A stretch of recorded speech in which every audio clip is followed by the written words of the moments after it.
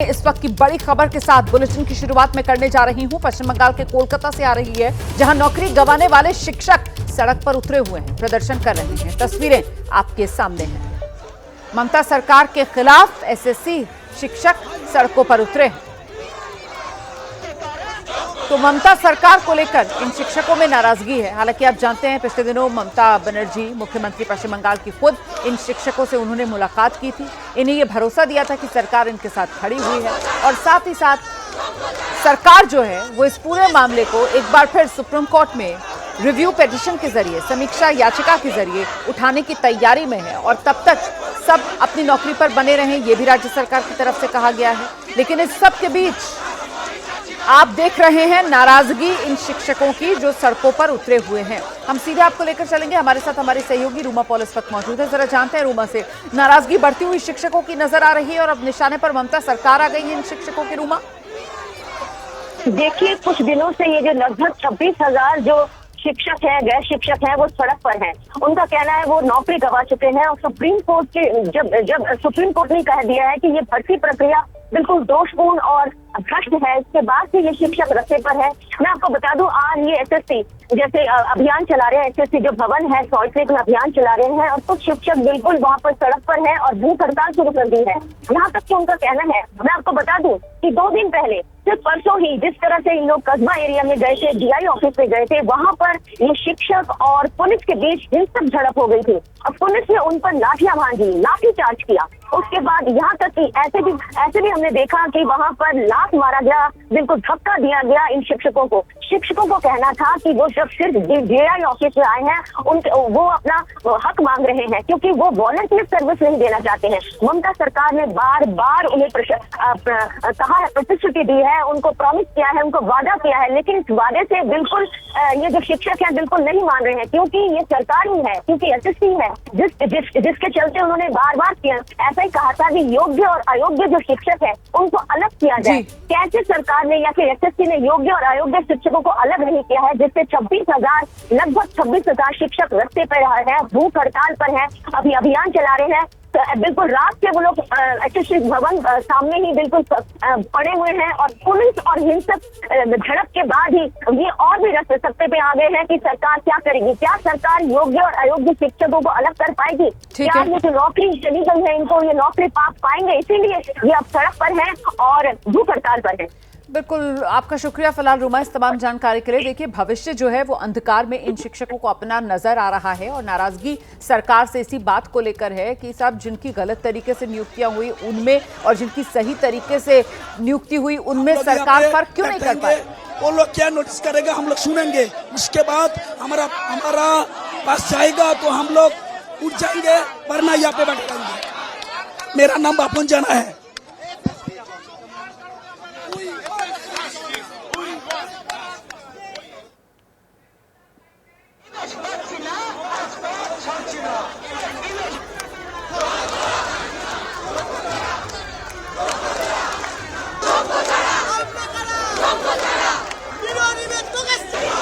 अब बात तहव्वुर के हिसाब की। पाकिस्तान के इशारे पर अमेरिका में रहकर हिंदुस्तान में धमाके की साजिश रचने वाला तहव्वुर राणा आखिरकार अपने कर्मों की सजा यहीं हिंदुस्तान में भुगतेगा। राणा वो स्क्रिप्ट राइटर था जिसने हेडली के जरिए मुंबई में रेकी करवाई, लेकिन उसी हेडली ने राणा को अब सलाखों के पीछे पहुंचा दिया है। दिल्ली के एनआईए हेडक्वार्टर में तहव्वुर राणा इस वक्त मौजूद है, जहां पर उससे पूछताछ चल रही है। मुंबई हमले को लेकर एनआईए के अधिकारी तहव्वुर राणा से सवाल जवाब कर रहे हैं। तो तहव्वुर राणा और हेडली की दोस्ती और दगाबाजी की ये कहानी और इस कहानी की कड़ियां अब एनआईए जोड़ रही है। अमेरिका की धरती पर इस साजिश के सबूत जो मिले हैं, दिखाते हैं आपको वॉशिंगटन से एबीपी न्यूज संवाददाता जगविंदर पटियाल की एक्सक्लूसिव रिपोर्ट।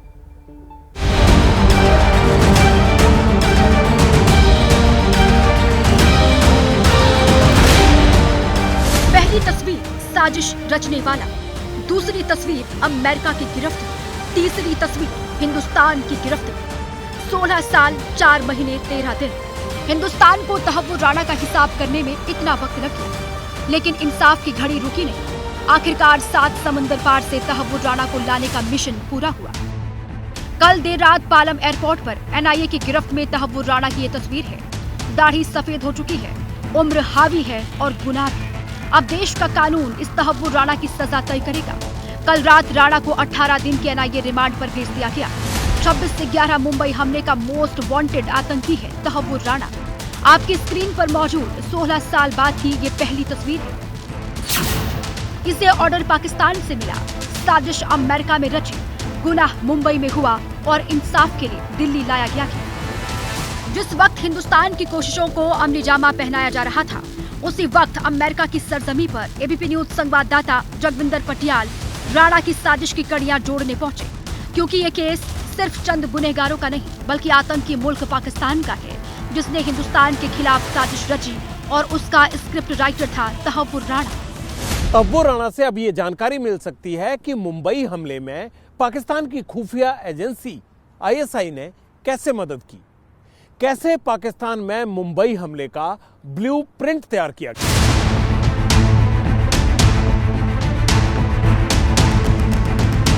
इस हमले में राणा इकलौता किरदार नहीं है। फाइलें खुलेंगी तो पाकिस्तान में बैठे आतंकी आकाओं की पूरी प्लानिंग के सबूत जमा होंगे।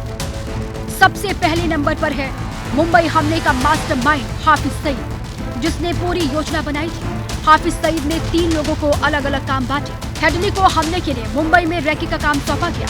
रैकी में हेडली की मदद उसके दोस्त तहव्वुर राणा ने की। इसके बाद आता है ज़कीउर रहमान लखवी का नाम, जिसे हाफिज ने आतंकियों को चुनने का काम सौंपा था। तीसरा नाम है मेजर इकबाल का, जिसे हथियार और पैसों की मदद का जिम्मा सौंपा गया था। ज़कीउर रहमान लखवी की मदद सज्जाद मीर और इलियास कश्मीरी ने की। सज्जाद मीर को हमले के लिए जरूरी सामान जुटाना था, जबकि इलियास ने योजना को अंजाम तक पहुंचाने में मदद की। मोहरा था कसाब और उसके साथी मास्टरमाइंड थे पाकिस्तान में बैठे आका। लेकिन मुंबई हमलों की तैयारी जिस बारीकी से की गई, उसके पीछे हेडली का ही ब्रेन माना जाता है। आतंकियों को हाथ में कलावा पहनाने का आइडिया भी हेडली का था, जिसे उसने सिद्धि विनायक मंदिर से खरीदा था। और हेडली को हिंदुस्तान तक पहुंचाने में अहम रोल था तहव्वुर राणा का, जो अब हिंदुस्तान के कब्जे में है। ये तो कठपुतली था, इसको नचाने वाला, तार खींचने वाला पाकिस्तान की इंटेलिजेंस एजेंसीज और पाकिस्तान की जो सरकार है वो थी, पाकिस्तान की फौज थी। ये पहली बार है, मैं अमेरिका में पोस्टेड रहा हूँ, बहुत कुछ मैंने वहाँ देखा है। ये पहली बार है कि अमेरिकन एस्टैब्लिशमेंट ने एक व्यक्ति, एक आतंकी का डायरेक्ट लिंक बनाया है पाकिस्तान की इंटेलिजेंस एजेंसी साथ, पाकिस्तान की फौज के साथ। पहले ऐसा कभी नहीं हुआ था। तो एक तो हम पता लगाना चाहते हैं कि इसकी तार खींचने वाले वहां पर कौन है।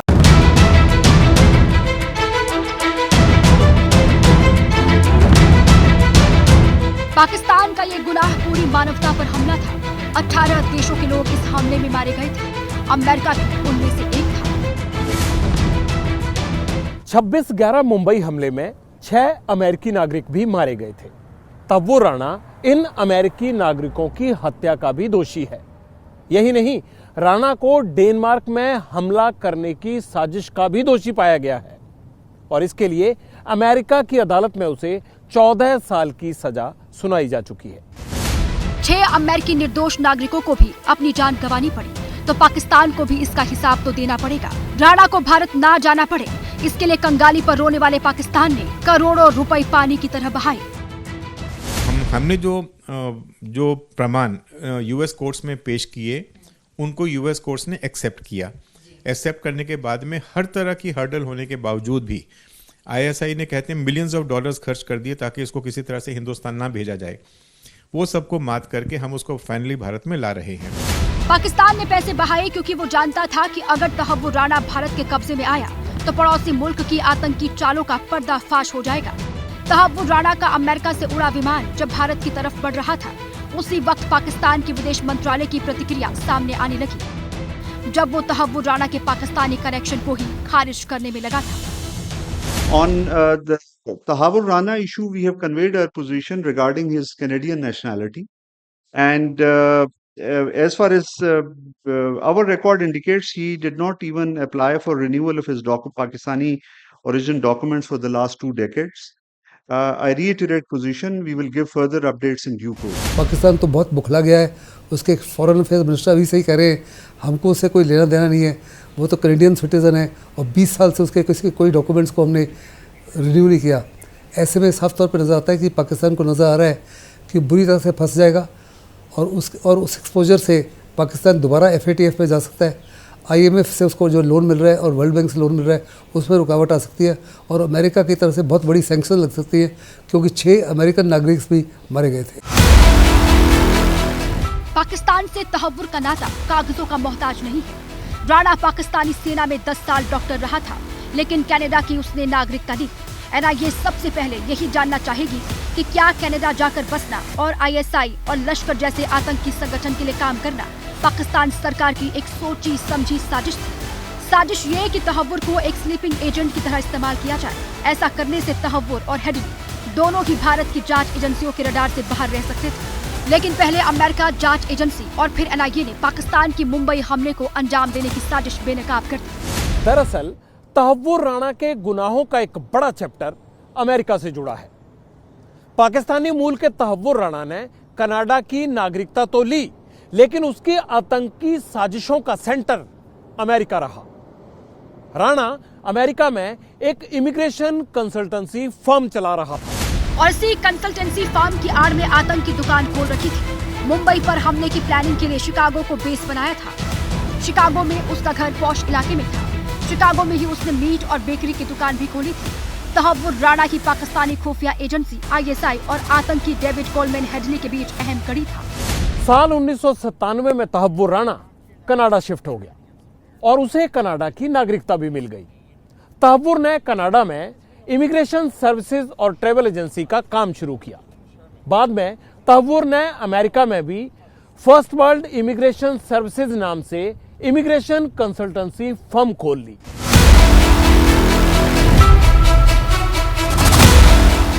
राणा के तार अमेरिका से शुरू हुए तो साजिश का मकसद हिंदुस्तान में खत्म हुआ। उस वक्त राणा हिंदुस्तान के कई शहरों में आकर घूम चुका था। मुंबई के तारदेव में उसने वीजा कारोबार के लिए दफ्तर खोल रखा था, बाकायदा भर्तियों के लिए अखबार में विज्ञापन देता था और अमेरिका में रहते हुए फर्जी कागजातों के जरिए हेडली को उसी ने हिंदुस्तान भेजा। NIA ने मुंबई हमले के केस की चार्जशीट में हेडली के बाद दूसरे नंबर पर तहव्वुर राणा को आरोपी बनाया था। पाकिस्तानी मूल का कनाडाई नागरिक तहव्वुर राणा और डेविड कोलमैन हेडली स्कूल के दोस्त थे। हेडली ने ही मुंबई में हमले के लिए ताज होटल और कोलाबा के टबार्ड हाउस की टारगेट के तौर पर रैकी की थी। हेडली के बनाए मैप के आधार पर ही पाकिस्तानी खुफिया एजेंसी ISI ने अजमल कसाब और बाकी आतंकवादियों को हमले के लिए तैयार किया था। जांच में यह भी पता चला कि एक बार अमेरिका में हेडली हेरोइन ड्रग्स के साथ पकड़ा गया था तो तहव्वुर राणा ने उसे जमानत पर छुड़वाया था। जमानत के पैसे के लिए राणा ने अपना घर तक गिरवी रख दिया। इसके बाद दोनों की दोस्ती आगे भी कायम रही और मुंबई हमले की प्लानिंग में दोनों के बीच अच्छी ट्यूनिंग बनी रही। दोनों के बीच ट्यूनिंग कैसे थी, इसकी गवाह है 2008 के हमले के बाद हेडली और राणा के बीच हुई बातचीत की वो ट्रांसक्रिप्ट जो सबूत के तौर पर NIA ने पेश की थी। राणा और हेडली हमले के बाद पूरी तरह रिलैक्स थे। वो हमला जिसमें 166 लोगों की मौत हो गई थी। पूरा हिंदुस्तान हिल गया था। अमेरिका और इजराइल तक कांप उठे थे, लेकिन ये दोनों फोन पर आराम से बात करते हुए कह रहे थे कि अभी हमें और भी हमले करने हैं। लेकिन 2009 में जब हेडली और राणा दोनों गिरफ्तार हो गए तो दोनों की दोस्ती में दरार पड़ गई। 3 अक्टूबर 2009 को जब डेविड कोलमैन हेडली अमेरिका से पाकिस्तान जा रहा था तो FBI ने उसे हवाई अड्डे पर गिरफ्तार कर लिया। उस वक्त तहव्वुर राणा भी हेडली के साथ था और वो भी FBI की गिरफ्त में आ गया। हुआ ये कि हेडली ने सरकार से संरक्षण ले लिया, गवाह बन गया। उसने शिकागो कोर्ट में बता दिया कि राणा को हमले का सब कुछ पता था। तब राणा के वकील चार्ली स्विफ्ट ने कोर्ट में कहा था कि हेडली एक चालाक धोखेबाज है जिसने राणा को बेवकूफ बनाया। शिकागो में 4 हफ्ते तक चले मुकदमे के दौरान तहव्वुर राणा के आतंकी कनेक्शंस को लेकर कई बड़े खुलासे हुए। राणा को बेनकाब करने में सबसे बड़ा रोल उसके दोस्त डेविड कोलमैन हेडली का रहा। हेडली सरकारी गवाह बन गया था, यानी दोस्त ही दगा दे गया। गवाही में हेडली ने बताया कि 2006 में वो तहव्वुर राणा से मिलने के लिए शिकागो गया था और मुंबई हमले की प्लानिंग के बारे में उसको बताया था।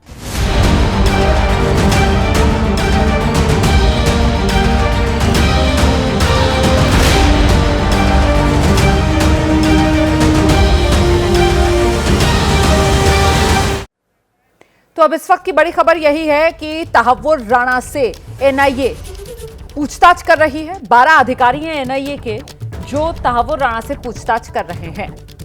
सुबह 11 बजे से पूछताछ शुरू हुई है। एनआईए हेडक्वार्टर में पूछताछ हो रही है। एनआईए हेडक्वार्टर ग्राउंड फ्लोर, जहां पर 14 बाई 14 के सेल में रखा गया है तहव्वुर राणा को, और बिल्कुल उसके बराबर में ही इंटेरोगेशन सेल है, उसी ग्राउंड फ्लोर पर ही, वहीं पर इस वक्त कैमरों के सामने पूछताछ की जा रही है। सवालों के जवाब तहव्वुर राणा से लिए जा रहे हैं और अभी तक तहव्वुर राणा ने कौन कौन से राज उगले हैं जानने के लिए सीधे आपको लेकर चलेंगे हमारे सहयोगी नीरज इस वक्त मौजूद है। नीरज, क्या अपडेट मिल रहा है सूत्रों के हवाले से?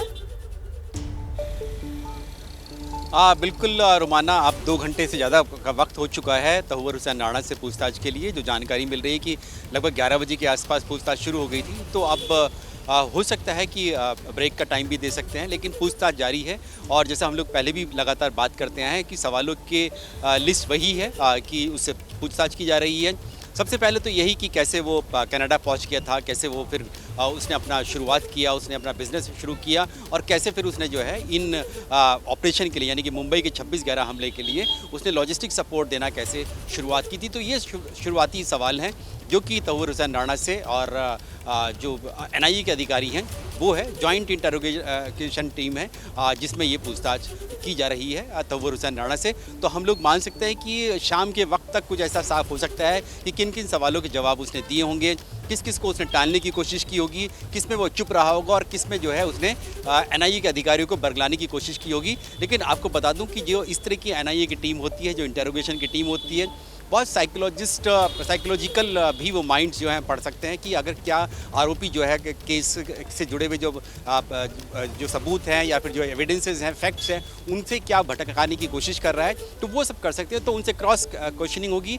एक ही सवाल को बार बार तरीके से पूछा जाता है। एक अधिकारी एक बार पूछता है, फिर कुछ देर बाद दूसरा अधिकारी पूछता है, ताकि उसके जो स्टेटमेंट है उसमें कोई इनकन्सिस्टेंसी ना हो कि एक बार बदल कर दूसरी बार बदल रहे। तो ये सारे सवाल हैं। तो हमें शाम तक साफ हो जाएगा कि आखिरकार किस तरह का रिस्पांस जो है, क्या वो मदद कर रहा है एनआईए को इस जांच में, या फिर वो एक पके हुए एक वेटरन की तरह, यानी कि हम लोग जानते हैं कि वो पाकिस्तान आर्मी का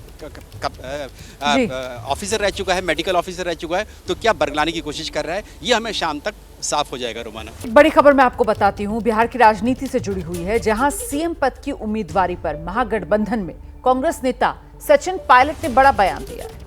उन्होंने साफ शब्दों में कह दिया, बहुमत आने के बाद तय होगा सीएम कौन होगा।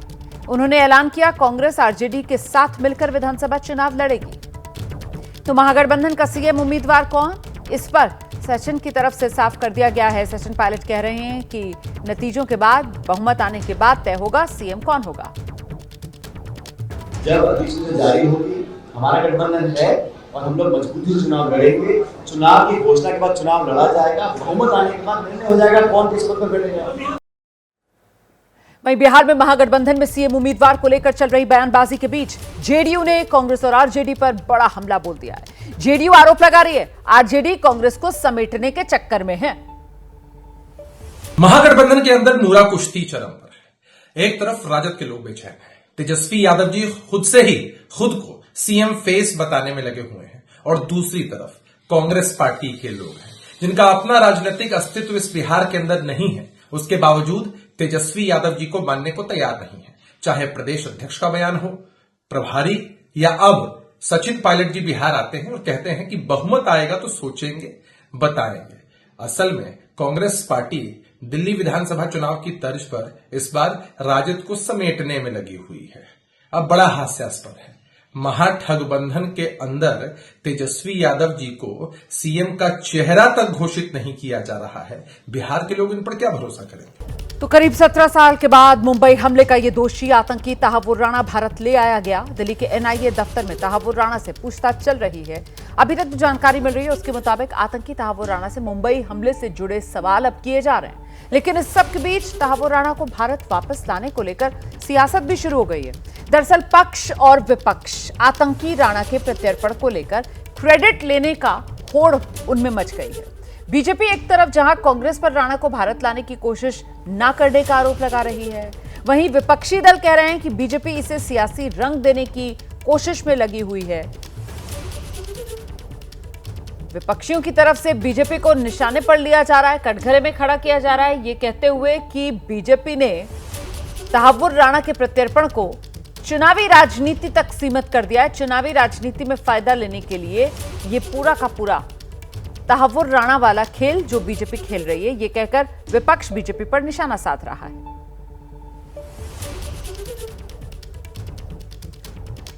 तो तहव्वुर राणा को भारत लाने के मुद्दे पर सियासत जारी। केंद्रीय मंत्री पीयूष गोयल ने कांग्रेस सरकार पर प्रत्यर्पण की कोशिश न करने का आरोप लगाया और वहीं पूर्व केंद्रीय मंत्री सुशील कुमार शिंदे वो पलटवार कर रहे हैं। उन्होंने कहा कि यूपीए सरकार में कसाब को, अफजल गुरु को फांसी दे दी गई थी।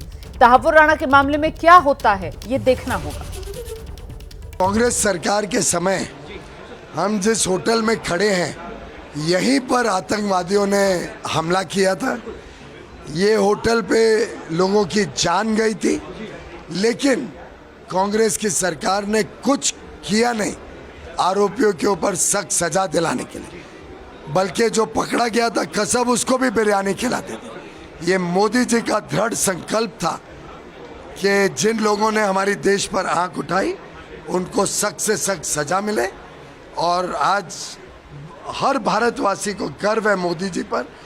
विशेषकर हम सब मुंबई कर कृतज्ञ हैं मोदी जी के कि ऐसे लोग जिन्होंने हमारे देश के ऊपर हिंसक आक्रामक हमला किया था, उनको हम भारत के धरती पर भारत के कानून के अंतर्गत सजा। गवर्नमेंट ऑफ इंडिया में हम थे, कसाब को फांसी दिया था, अफजल गुरु को फांसी दे दिया था। ये हमने किया था, वो भी सुप्रीम कोर्ट के डायरेक्शन से। हम तो अभी देखेंगे ये कितना कहाँ तक हम कर सकते हैं, लेकिन डिप्लोमेसी रहे न रहे, criminal investigation is criminal investigation. उसकी मालूमात करा देना और उसका शोध लेना ये एजेंसी का काम है, वही एजेंसी कर रही है। वहीं उत्तर प्रदेश के डिप्टी सीएम केशव प्रसाद मौर्य ने तहव्वुर राणा को लेकर बड़ा बयान दिया। तहव्वुर राणा को भारत लाने पर प्रधानमंत्री नरेंद्र मोदी की तारीफ के साथ दावा किया कि हर आतंकी का हिसाब होगा। वहीं डिंपल यादव कह रही हैं, तहव्वुर राणा को लाने में इतना वक्त क्यों लग गया? मोदी है तो मुमकिन है। कांग्रेस तुष्टीकरण करती थी, आतंकवादियों को आमंत्रित करती थी, आतंकवादियों को आगे बढ़ने का रास्ता बनाती थी, और माननीय नरेंद्र मोदी जी के नेतृत्व में आतंकवादियों को जहां पहुंचना चाहिए वहां पहुंचाने का काम किया जा रहा है। अच्छी बात है, दिल्ली लाया जा रहा है और इस पे कड़ी कार्रवाई होगी, ये अच्छी बात है, लेकिन इतने साल क्यों लग गए उनके आरोपी को वापस आने में? 11 के आरोपी को वापस आने, लगातार ये 11वां साल चल रहा है भारतीय जनता पार्टी की सरकार का, तो कहीं ना कहीं ये बड़ा ही प्रश्न चिन्ह उठने वाली बात है। लेकिन लाया जा रहा है तो मैं पूरी भरोसा है कि कड़ी से कड़ी कार्रवाई की जाए। और इस सियासी बयानबाजी के बीच आतंकवादी तहव्वुर राणा को फांसी की सजा हो, ये मांग भी सामने आने लगी है। बीजेपी के नेता शाहनवाज हुसैन कह रहे हैं तहव्वुर राणा को गेटवे ऑफ इंडिया के सामने फांसी दी जानी चाहिए। और इसके साथ ही शाहनवाज हुसैन ने तहव्वुर राणा के मुद्दे पर सियासी कांग्रेस बयानबाजी के वरिष्ठ नेता पूर्व गृहमंत्री पी चिदम्बरम ने कहा कि इस मुद्दे पर आप लोग, मोदी सरकार श्रेय लेने की कोशिश कर रही है। दरअसल ये नतीजा है उस कूटनीति का जो यूपीए की सरकार के द्वारा शुरू किया गया था, उन कोशिशों का नतीजा है। आप क्या जवाब देंगे? क्या भाषा बोल रहे हैं कांग्रेसी? तहव्वुर राणा को अभी ट्रंप सरकार से, डोनाल्ड ट्रंप अभी आए हैं। हम लोग जब उनके आने के बाद प्रधानमंत्री नरेंद्र मोदी जी का दौरा हुआ तो उसमें सहमति बनी, और उसने, डोनाल्ड ट्रंप ने सबके सामने कहा कि भारत के कहने पर हम उनका प्रत्यार्पण कर रहे हैं, लेकिन पीछे दमड़म बयान दे रहे हैं। उस दूसरी तरफ कन्हैया कुमार कह रहा है, जिसे तो पृथ्वीराज चौहान अलग भाषा बोल रहे हैं। भाई ये बड़ी सफलता है। 26/11 का मास्टरमाइंड तहव्वुर राणा को भारत में लाना एक बड़ी सफलता है। इस पर कांग्रेस पार्टी किस तरह की बयानबाजी कर रही है? तहव्वुर राणा को लाना इनको क्यों चुभ रहा है? चुभना चाहिए लश्कर तैयबा को, हरकतुल मुजाहिदीन को, चुभना चाहिए पाकिस्तान को। ये कांग्रेसी को और संजय राउत को इतना क्यों चुभ रहा है? इनको इतना दर्द क्यों हो रहा है? तहव्वुर राणा आ गया, अरे 26/11 में कई मुंबई कर मारे गए थे। ये शिवसेना को क्या हो गया है? ये किस तरह की भाषा बोल रही है? शिवसेना उद्धव गुट के नेता सामना में लेख लिखकर क्या समझाना चाह रहे हैं? इनको बहुत भारी पड़ेगा। सब तहव्वुर राणा की फांसी की मांग कर रहे हैं। सुशील कुमार शिंदे ने भी इससे मिला जुला एक बयान दिया। उन्होंने कहा कि हम लोगों ने कसाब को फांसी दी थी, अब देखते हैं क्या होता है। क्या आप कहेंगे इस मसले पर? क्या तहव्वुर राणा को फांसी होगी, या आप चाहें तो आप अपनी निजी राय आप क्या चाहते हैं? मैं भी चाहता हूं कि एकदम गेटवे ऑफ इंडिया पर ताज के सामने उसको लटका दिया जाए, तहव्वुर राणा को, ताकि जो आतंकी हो उसको पता होना चाहिए कि भारत के खिलाफ हमला करोगे तो टांग दिए जाओगे। वहीं तहव्वुर राणा के प्रत्यर्पण को लेकर सामना में लेख छपा है। इसके जरिए बीजेपी पर निशाना साधा गया। शिवसेना उद्धव गुट के नेता हैं संजय राउत बीजेपी पर इस मामले को बढ़ा चढ़ाकर पेश करने की वो बात कह रहे हैं और इस पर पलटवार संजय निरुपम की तरफ से किया गया है। जनता पार्टी का जो रवैया है वो ठीक नहीं है। आपने ये तहव्वुर राणा जो है उसके ऊपर मुकदमा चलाकर उसको फांसी पर लटकाने के लिए यहाँ लाया है, या सिर्फ क्रेडिट लेने के लिए लाया है कि हमने लाया। ये बात ठीक नहीं है। तो राणा को लाया है, अच्छी बात है, लेकिन अब राणा फेस्टिवल मत करिए। हमें पूरा भरोसा है ये राजनीति कर रहे हैं और बिहार चुनाव से पहले राणा को फांसी पर लटका देंगे और पूरे देश में डंका पिटाएंगे, देखो राणा को हमने फांसी दी। कांग्रेस और उबाठा के लोगों को शर्म से डूब मरना चाहिए। जो काम सत्ता में रहते हुए वो लोग नहीं कर पाए, वह काम प्रधानमंत्री नरेंद्र मोदी की सरकार ने करके दिखाया। 26/11/2008 को जो मुंबई पर आतंकवादी हमला हुए थे, ऐसे आतंकवादी हमले का एक आरोपी तहव्वुर राणा को प्रत्यर्पण के बाद भारत लेकर के आना, मुझे लगता है प्रधानमंत्री नरेंद्र मोदी की सरकार और खुद मोदी जी की एक बहुत बड़ी कामयाबी है। आगे बढ़े, अगली खबर का रुख करें। लखनऊ में वक्फ कानून के खिलाफ प्रदर्शन हो रहा है। शिया धर्मगुरु कल्बे जव्वाद इस प्रदर्शन में शामिल हैं। तो लखनऊ में वक्फ कानून के खिलाफ प्रदर्शन, आप जानते हैं आज 11 अप्रैल की तारीख है और all India Muslim personal law board की तरफ से आज विरोध प्रदर्शन को लेकर पहले ही आह्वान किया गया है और इसी को लेकर ये विरोध की तस्वीरें। शिया धर्मगुरु कल्बे जव्वाद लखनऊ में जो विरोध प्रदर्शन हो रहा है उसमें शामिल हो रहे हैं।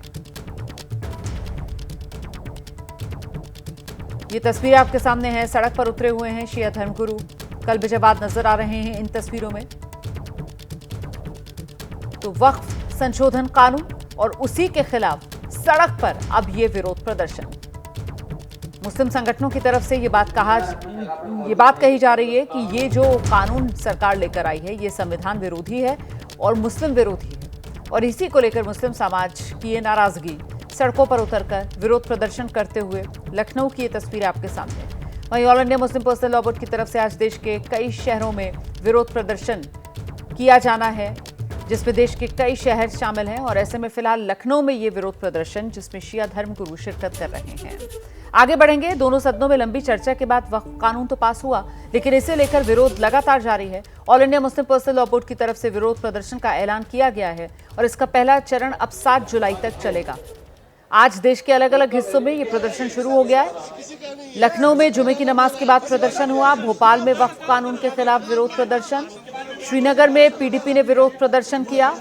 देश के अलग अलग हिस्सों में ये विरोध प्रदर्शन आपके सामने है। ये तस्वीरें लखनऊ से लेकर भोपाल से लेकर श्रीनगर तक की ये तस्वीरें आपके सामने।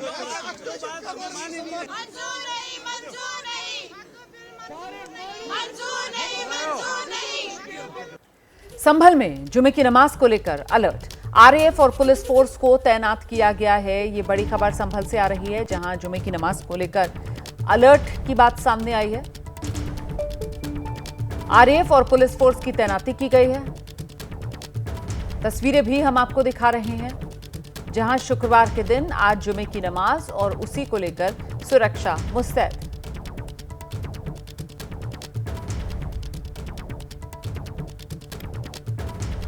इस वक्त की बड़ी खबर मैं आपको बता दूं, हनुमान जयंती के मौके पर जुलूस की इजाजत की मांग अदालत ने नहीं मानी है।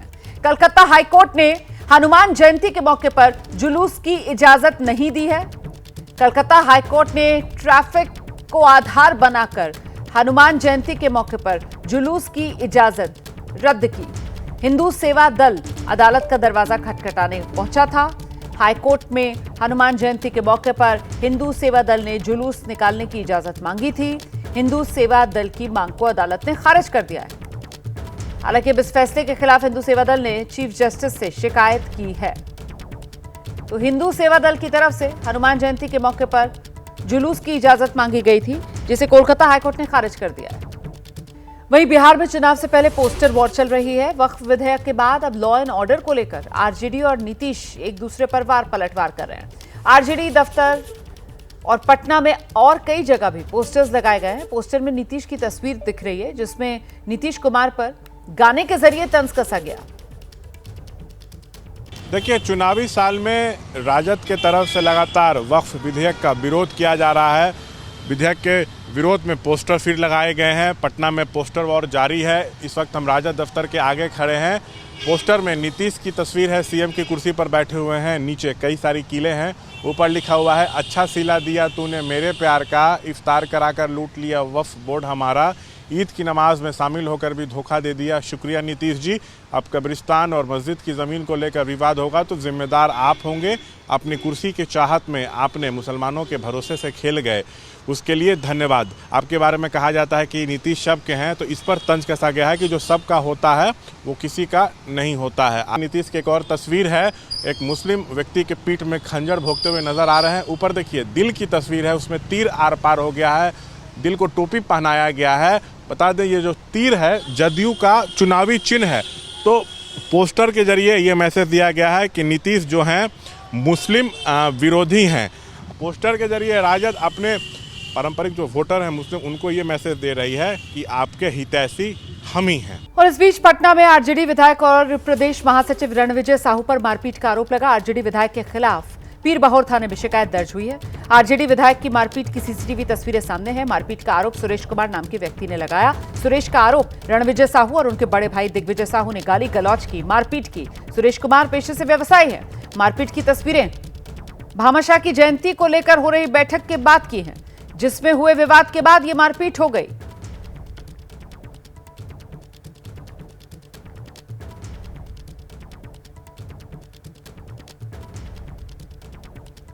तो रणविजय साहू विधायक हैं आरजेडी के, और देखिए किस तरीके से यहां पर मारपीट इन तस्वीरों में भी नजर आ रही है। मारपीट का आरोप सुरेश कुमार नाम के एक व्यक्ति ने लगाया है और आरोप लगाया है रणविजय साहू और उनके बड़े भाई दिग्विजय साहू पर। खुद सुरेश कुमार पेशे से व्यवसायी हैं। मारपीट की जो तस्वीरें हैं वो भामाशाह की जयंती को लेकर हो रही बैठक की बात की बताई जा रही हैं।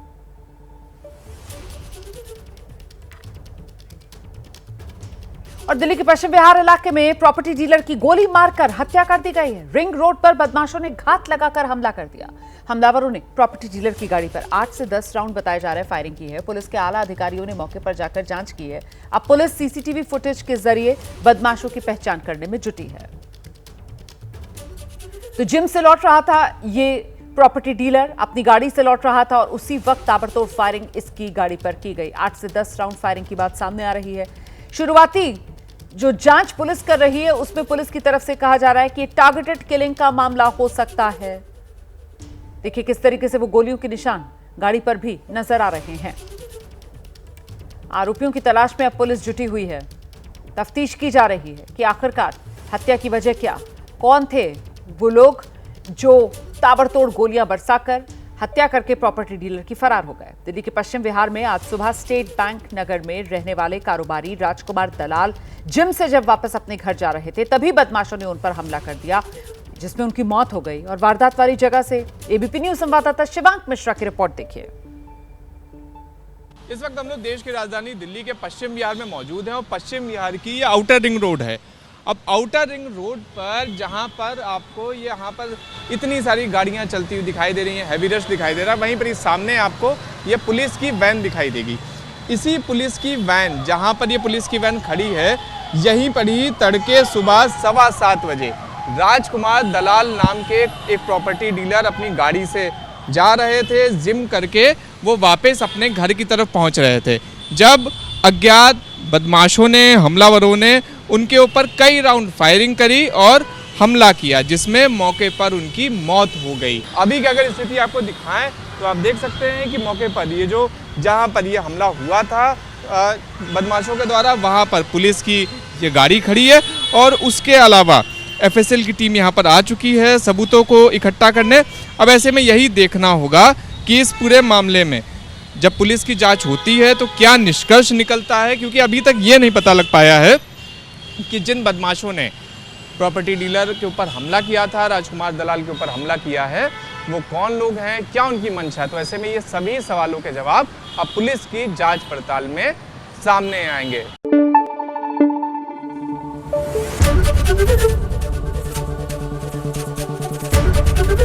एबीपी न्यूज आपको रखे आगे।